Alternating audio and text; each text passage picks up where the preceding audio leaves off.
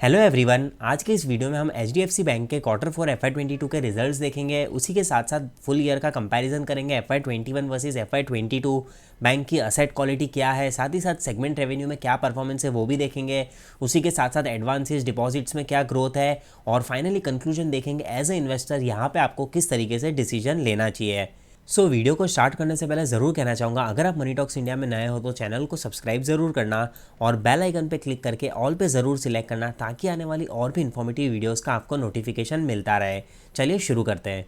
अभी हम directly bank के क्वार्टर 4 FY22 के स्टैंड अलोन फाइनेंशियल रिजल्ट्स पे आ गए हैं और यहाँ पे जितने भी फिगर्स हैं इन लैक्स से मैं आपको करोड़ में कन्वर्ट करके बताऊंगा। सबसे पहले हम ईयर ऑन ईयर बेसिस पे कंपेयर करेंगे, यानी कि पिछले साल के क्वार्टर 4 को इस साल के क्वार्टर 4 से। यहाँ पे बैंक की इंटरेस्ट इनकम देखें, यानी कि जो कोर बिजनेस इनकम है वो 9.9% से इंक्रीज़ हुई है और जो अदर इनकम है वो 2.97% से इंक्रीज़ हुई है। यहाँ पे जो अदर इनकम है उसमें डिविडेंड इनकम, उसी के साथ साथ fees and commission, foreign exchange and derivatives revenue और साथ ही साथ मिसलेनियस इनकम देखने को मिलती है। ओवरऑल यहाँ पे अगर हम बैंक की टोटल इनकम देखें तो 8% से इंक्रीज़ हुई है। उसके बाद यहाँ पे अगर हम इंटरेस्ट एक्सपेंडेड देखें, यानी कि बैंक जो अपने डिपॉजिट्स पे इंटरेस्ट पे करता है उसके रिलेटेड एक्सपेंस देखने को मिल रहा है। उसके बाद ऑपरेटिंग एक्सपेंसेस जैसे कि एम्प्लॉय कॉस्ट और जो ऑफिस चलाने के हमें दूसरे खर्चे देखने को मिलते हैं वो। यहाँ पे जो ऑपरेटिंग एक्सपेंसेस है वो 10.5% से इंक्रीज़ हुआ है। ओवरऑल अगर हम टोटल एक्सपेंडिचर देखें, यानी कि interest expanded plus operating expenses, तो 9.98% से हमें इंक्रीज़ होते हुए दिख रहे हैं। यहाँ पे आप देख सकते हो क्लियरली बैंक की जो टोटल इनकम है वो 8% से इंक्रीज़ हुई है, बट अगर हम खर्चे देखें तो वो 9.98% से इंक्रीज़ हुआ है। फाइनली अगर हम ऑपरेटिंग प्रॉफिट बिफोर प्रोविजंस देखें तो 5.3% से हमें ग्रोथ देखने को मिल रही है। उसके बाद यहाँ पे प्रोविजंस एंड कंटीजेंसीज का एडजस्टमेंट देख लेते हैं। यहाँ पे पिछले साल 4,693 करोड़ के प्रोविजंस थे जो कि डिक्रीज होकर 3,312 करोड़ हो गए हैं। यहाँ पे क्लियरली बोल सकते हैं हम प्रोविजंस डिक्रीज हो रहे हैं और जिसकी वजह से हमें अल्टीमेटली बैंक के नेट प्रॉफिट पे इम्पैक्ट देखने को मिलेगा। यहाँ पे फाइनली अगर हम बैंक का नेट प्रॉफिट देखें आफ्टर टैक्स सारे एडजस्टमेंट्स के बाद तो 22.8% से हमें प्रॉफिट में ग्रोथ देखने को मिल रही है। अब एक बार हम क्वार्टर ऑन क्वार्टर बेसिस पे कंपेयर कर लेते हैं, यानी कि पिछले वाले क्वार्टर 3 को इस वाले क्वार्टर 4 के साथ। इंटरेस्ट इनकम बैंक की 3% से इंक्रीज़ हुई है और जो अदर इनकम है वो 6.67% से डिक्रीज़ हुई है। ओवरऑल अगर हम टोटल इनकम देखें तो 1% से हमें इंक्रीज़ होती हुई दिख रही है।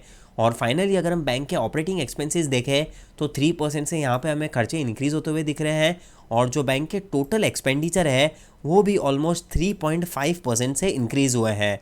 यहाँ पे अगर हम operating profit before provisions and contingencies देखें, यानी कि टोटल इनकम में से टोटल एक्सपेंसेस माइनस करें, तो ऑलमोस्ट हम बोल सकते हैं यहाँ पे हमें फ्लैट परफॉर्मेंस देखने को मिल रहा है, या फिर ऐसा भी बोल सकते हैं कि थोड़ी सी हमें गिरावट देखने को मिल रही है। 16,775 करोड़ से प्री ऑपरेटिंग प्रॉफिट डिक्रीज होकर 16,357 करोड़ हो गया है।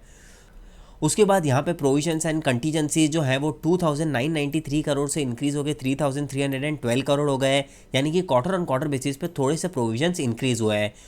और finally net profit after tax देके सारे एडजस्टमेंट्स के बाद तो 2.7% से हमें प्रॉफिट में गिरावट देखने को मिल रही है। यहाँ पे अगर हम ईयर ऑन ईयर बेसिस पे बैंक के परफॉर्मेंस की बात करें तो प्रॉफिट में भी अच्छी खासी हमें ग्रोथ देखने को मिल रही है और बैंक की जो कोर बिजनेस इनकम है, यानी कि इंटरेस्ट इनकम है, उसमें भी हमें ठीक ठाक ग्रोथ देखने को मिल रही है। और क्वार्टर ऑन क्वार्टर बेसिस पे हम बोल सकते हैं कि ऑलमोस्ट फ्लैट परफॉर्मेंस देखने को मिल रहा है। अब एक बार हम फुल ईयर बेसिस पे कंपैरिजन कर लेते हैं, यानी कि पिछले साल के FY21 को इस साल के FY22 से। बैंक की जो कोर इंटरेस्ट इनकम है वो 5.7% से इंक्रीज़ हुई है और जो अदर इनकम है वो 17% से। ओवरऑल टोटल इनकम 7.6% से इंक्रीज़ हुई है। उसके बाद बैंक के जो इंटरेस्ट एक्सपेंसेस है वो ऑलमोस्ट फ्लैट देखने को मिल रहे हैं और जो ऑपरेटिंग एक्सपेंसेस है वो 14.4% से इंक्रीज़ हुए हैं। Finally operating profit before provisions and contingencies देखें तो 11.7% से ग्रोथ है। उसके बाद यहाँ पे अगर हम प्रोविजन एंड कंटीजेंसीज का अमाउंट देखें तो यहाँ पे 15,700 करोड़ के जो प्रोविजंस थे वो डिक्रीज़ होकर 15,061 करोड़ के आसपास है, यानी कि हम बोल सकते हैं कि ऑलमोस्ट 650 करोड़ के आसपास हमें प्रोविजंस डिक्रीज़ होते हुए दिख रहा है, जो कि एक बहुत अच्छी बात है। Finally net profit after tax देखें तो 18.7% से हमें ग्रोथ देखने को मिल रही है। यहाँ पे अगर हम बैंक का पूरे साल का परफॉर्मेंस देखें तो हम बोल सकते हैं कि नेट प्रॉफिट में अच्छी खासी हमें ग्रोथ भी देखने को मिल रही है और उसी के साथ साथ बैंक का जो प्रोविजंस है वो भी हमें थोड़ा सा डिक्रीज़ होता हुआ दिख रहा है। नेक्स्ट बैंक की असेट क्वालिटी के रिलेटेड कुछ इंपॉर्टेंट चीज़ें देख लेते हैं। सो यहाँ पे बैंक का जो ग्रॉस एनपीए है वो पिछले साल के क्वार्टर में 1.32% था, जो कि डिक्रीज होकर 1.17% हो गया है। और जो नेट एनपीए है वो 0.40% से डिक्रीज होकर 0.32% हो गया है।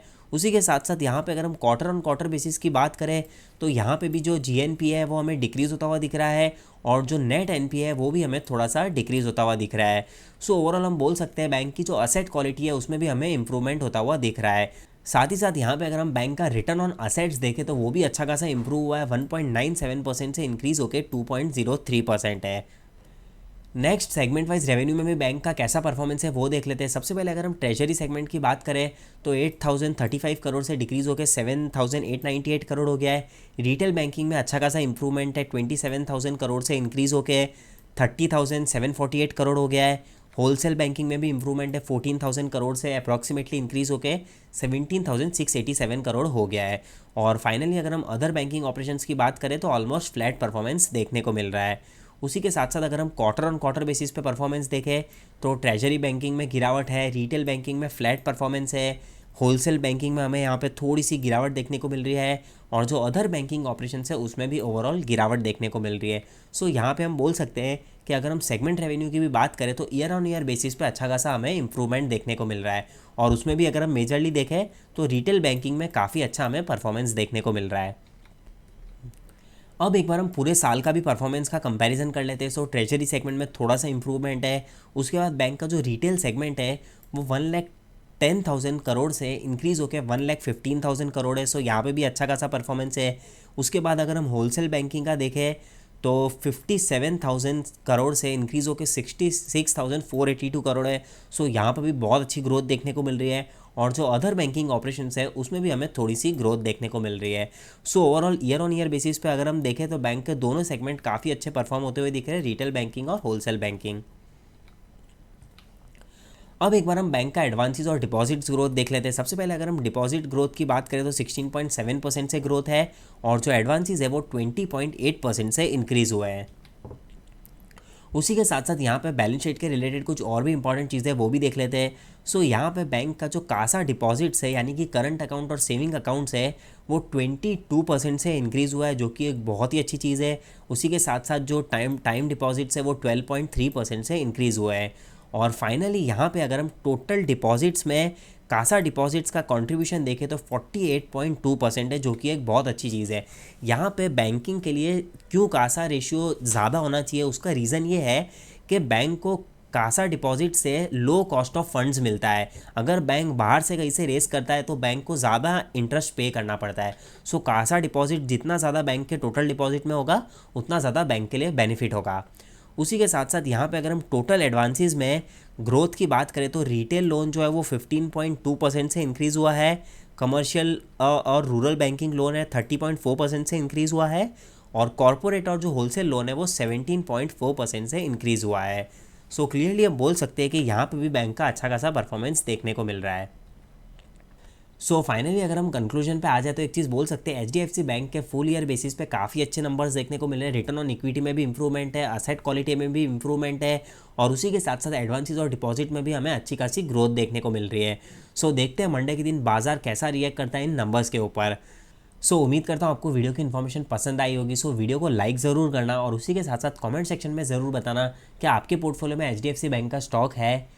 उसी के साथ साथ चैनल को सब्सक्राइब करना मत भूलना, अपने दोस्तों के साथ भी इस वीडियो को शेयर करना ताकि उन्हें भी ऐसी इन्फॉर्मेटिव वीडियोस मिलती रहे। सो तब तक के लिए थैंक यू सो मच, मिलते हैं नेक्स्ट वीडियो में।